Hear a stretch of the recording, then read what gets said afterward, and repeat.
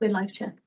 Thank you very much, and welcome to this meeting of the Employment Panel held on Wednesday, the 22nd of October 2025. For those present in the meeting room, if the fire alarm sounds, please leave the building by the nearest exit and make your way to the fire assembly point in the car park.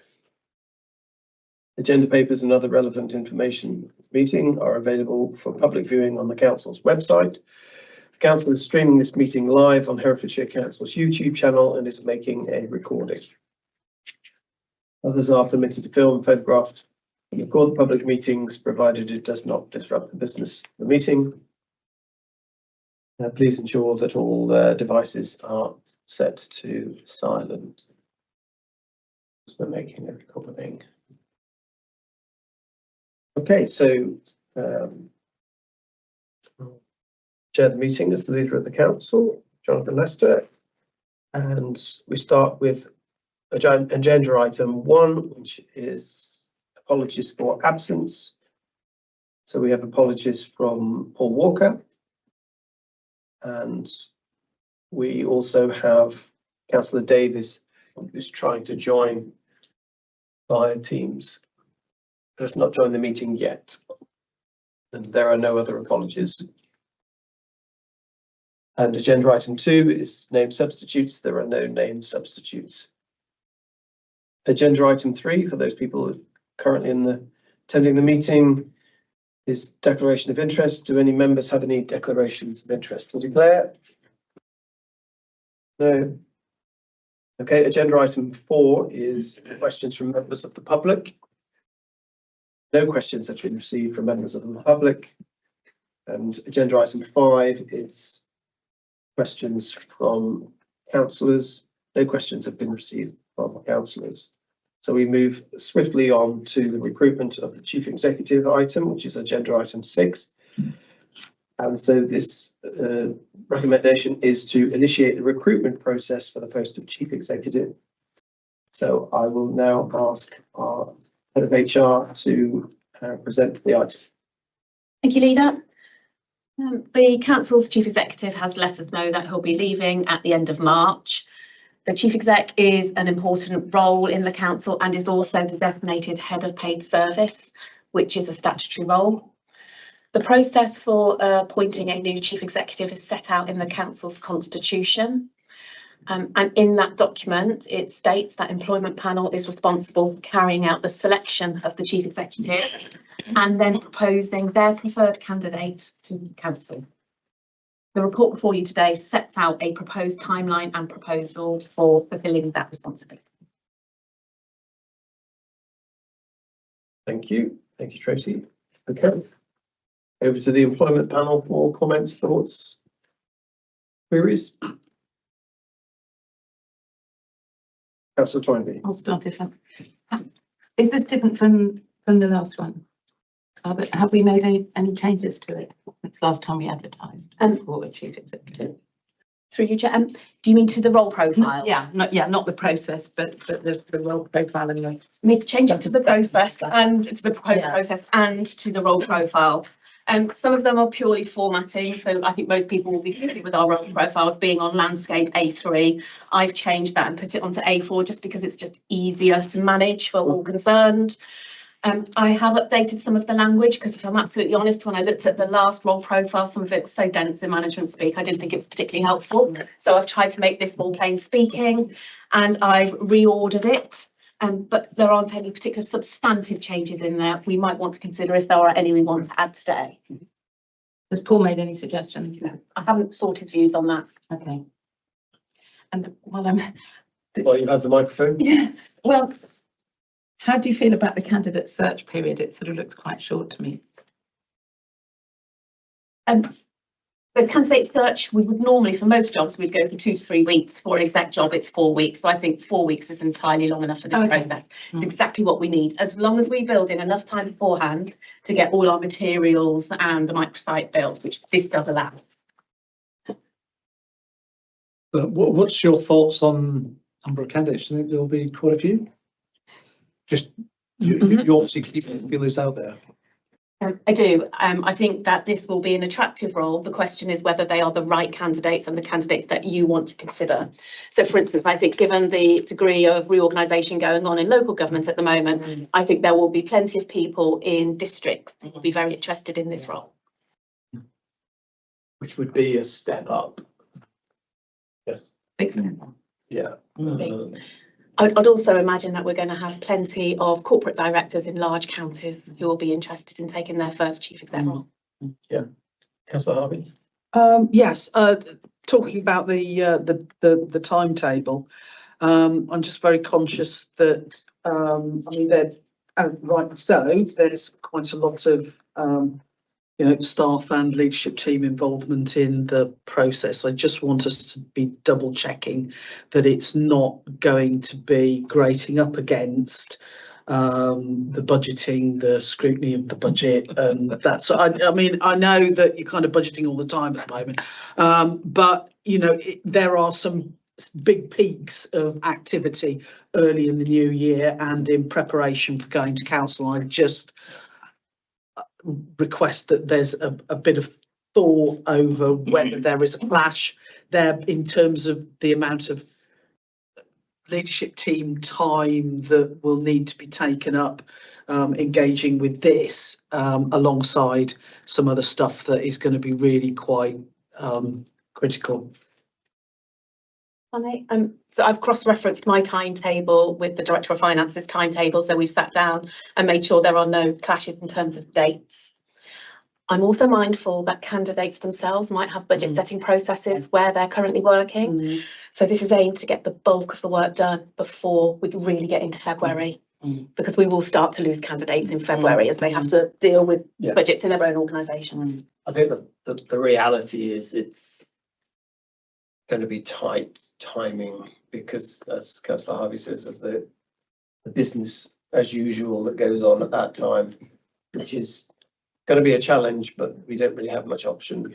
I just want to make sure that we can give this the attention that it deserves. Yeah, It might actually be a nice break from. Well, for you, For some others. I know. I've got sympathy kind of heading your way on all of that. Just have a little change from something. It's gonna do another interview. okay, but we do know though, as we've recently learned from appointing a director of economy and environment, it's a there's a lot of work goes into it and a lot of thinking about it and interviews and what have you. It's a rigorous schedule, so we'll just have to manage the best we can. But I think the main point is officer time, so long as we've not got any identified clashes. No. And members themselves who are going to be a part of the employment panel have given enough warning that we can factor all of this in. On the options to do something else, I'm very grateful that that's in the report and that we're able to consider that. But my view is that we should be looking to recruit a chief executive, and that sharing the role amongst directors or having nobody at all. I don't feel that's right for us as a local authority. I think it doesn't work. I've seen it before. It just doesn't work. I think the first amongst equal bit, I think it sounds wonderful, but it's fundamentally flawed in that you need that individual. Jonathan, I've spoken a few times about almost that chief of staff role to the leader to ensure that everything's the direction and guidance cascades down as required. And without that, I think all that will happen is individuals such as the leader and others will end up taking out that mantle, because that's a huge amount of work that has to be done. Yeah, and I think it's not just about the downwards and inwards dimension of this. We've got devolution, we've got going round the boy on the boundary commission and whatever the community governance reviews that come the other side of that. The upwards and outwards dimension of the chief executive role is going to be quite significant, I think, in the the coming sort of near term. Yes, and if you think about our relations, even if devolution wasn't on the horizon and something in our in tray, the fact that you have to liaise and there's good value in liaising with different authorities, but be they district or unitary or other organisations, everybody round that room in that discussion would have a chief executive, Yeah. but we wouldn't. And what message does that send out when we're having these detailed discussions with partners? Well, I think it would put us in a very disenchanged position. Well, Well, I think it's also that, you know, there's a lot of perturbation in the local government environment, full stop at the moment, and, you know, having a visible leader on the professional side of the service is, you know, as important as, you know, having, you know, the political leadership visible and, you know, sort of active. Yeah, quite agree. okay, so we're all agreed about the actual necessity to go through the appointment of a chief exec. Well, I thought I'd put that on, so clearly not. We got Limerick coming then, have we? Yeah. So we have in principle, yes, the employment panel is in agreement with the appointment of the chief executive. So we're happy to go forward with the process. We've got the timescales put forward. We've discussed the fact that they're going to be the right timescales according to what we've been advised. And we have the role profile set out, which has been edited to be more user-friendly. And that the last point is about the remuneration, and it's interesting to see the comparators with other authorities. Can I just mention the selection process, because I'm proposing something slightly different here. Okay, yep. I want to make sure that the panel have spotted that. I think it's quite a lot to ask us to wheel in a bunch of candidates on one day and you to make that decision within that kind of hour and a half. So I'm proposing a 2-stage process for this post, where we'll separate out the presentation from the full interview process. So we'll long list more candidates to come in and present to employment panel. You'll get to see them in person. You can question them just on their presentation. And then from that experience, we'll then shortlist maybe up to 4, maybe 5 to come in for the full selection process. So you get 2 chances to see them. Tracy, would you do something similar we did to, we're doing Gemma Dando's appointment, is that we don't really need to, we interviewed them, Yeah. but we've also done an informal interview with them over a cup of coffee. And I found that quite useful because you got a slightly wider approach to how they were, what their thoughts and things were. We can essentially build this process around what you need. I'm proposing that we definitely don't do it in one hit. We do it over 2 days. Yeah. So yeah, we can include that informal part. I'm also proposing lunch as well, obviously, as we always do on the big selection day with all members. Yep, I went absolutely. back and watched the video of the appointment last time, and there was lots of noise from members saying we've not seen these candidates. That was the point I was going to raise. I think there has to be much bearing in mind that the appointment will only be in post for a matter of months before we have an election. It's as well that there's some a broader involvement of members who may come back or not, as the case may be. It's a year, isn't it?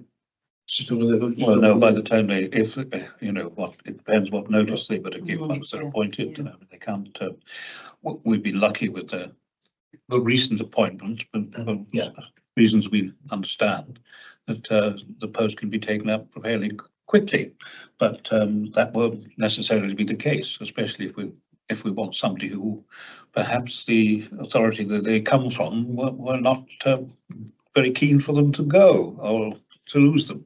It may be the case that they will make sure that they fill out their contract.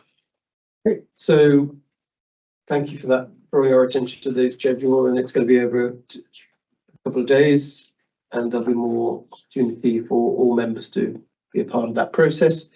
And so just the last recommendation is the remuneration. Any thoughts on that, anyone? Well, I'm minded of our last time this panel looked at the pay statement, and we're reminded here that you know, the chief executive's salary is in the lower quartile and kind of aligns with Herefordshire as a sort of smaller council in terms of the population that we're serving.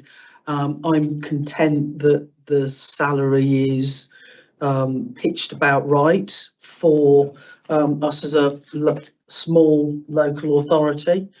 I don't think it's time to be thinking of raising it, certainly, and you know, let's see who comes forward with that clearly as the benchmark, acknowledging that we are fishing in a national pool when it comes to chief executive and senior officer positions.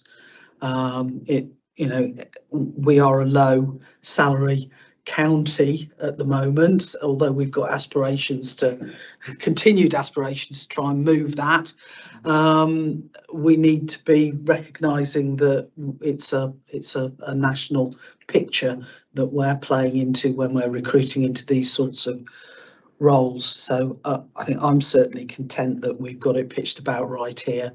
I have got some comments on the detail of the role in the appendix when you want to cover that, Chair. Okay, thank you.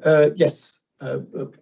Is it possible we can make parts of the role, the remuneration performance related, tied into parts of the role? Is that a possibility? If we were minded to do that, we'd have to take a proposal to full council, because full council sets out the terms and conditions for the chief executive. I think that's difficult at this stage. Yeah. I mean, I do think that you know, it's very difficult. I mean, you look at the smaller county councils, but bearing in mind that's a single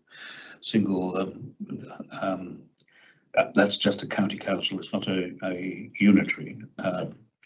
And so I think it's, you know, it will be slightly higher than that, the actual salary by the time of this appointment. So I agree with Liz. But, yeah. I think it's about right. Okay, good. Let's press on then. And any points about the roles and responsibilities as Councillor Harvey, you've got a comment on that? Yes, I mean, I think I was sort of arguing with myself about, you know, how much detail is appropriate to put in here. But one of the things that, I mean, given that we've got the issues that we have on the environmental side of things to do with, you know, flooding, changes in agricultural practices, our river health generally, and, you know, climate change and net zero, I think I would be comfortable seeing some mention of that dimension of the county's ambitions in the role. Okay, we can add that. Yeah, thank you. Yeah. Anything else? Anyone would like to add? In paragraph 4, it talks set and manage ambitious performance expectations. Can we put something in there along of driving a performance culture? Or performance-based culture, something like that. Is there anything in here about rurality? I think, but I normally do Control F and I didn't, but you know, you could have people applying who are very urban. It's very important. I thought you said morality. No, they will throw that. Here we go. We have got point 13 on the skills, knowledge and experience. It says a strong commitment to the value of public service, local democratic processes and furthering the interests of the rural county of Herefordshire. There you go. And would wish we to make that more plain? Or This Just does word sound slightly as if- morality. I think. Yeah, because this is sort of the interests of the rural county of Herefordshire. It's not focusing on the specifically impact of the rural, rurality. you know, yeah. Morality. You could bring that morality to the Chancellor, yeah. Is there any scope to include the vision of the council, ensure that we're delivering the best? There is anything we put in there from the the council's plan is potentially time limited because we change that from time to time. As long as we accept that and aware of that, then yeah, no problem. Yep, okay, can I have that? Okay. Anything else? Yeah. Might I suggest what's not in here is about leading the child-friendly Herefordshire Yes. work. I thought that might be worth adding. And I mean, I think one of the things that has gone very slowly, and for me is, you know, a big issue is the digital side of things and the link to transformation of service delivery on the back of that. So I think that's really important for us as a sparsely populated rural county, and I think, you know, the broadband dimension of that and dealing with the not spots, whether that's influencing in terms of how government is dealing with that patchwork of infrastructure provision, or whether, you know, some element of that falls back into our hands. I think, you know, that will be really important in terms of, you know, being able to be an exemplar of 21st century rural living here in Herefordshire.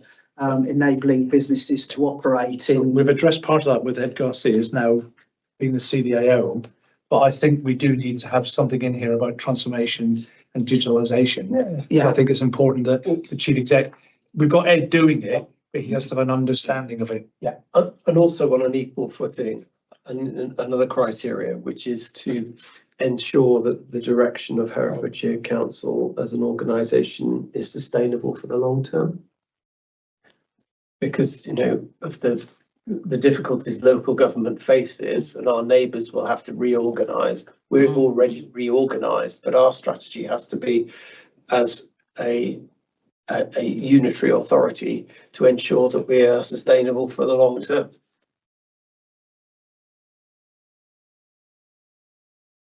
Okay, anything else? I mean, we could add to the list. Indeed, and that I think is the argument, but I think those points in terms of things that really need to be front and forward for anybody coming here, and particularly if they're bringing you know, sort of experience of delivery on that from their authorities, we need to be making that high profile. Yeah.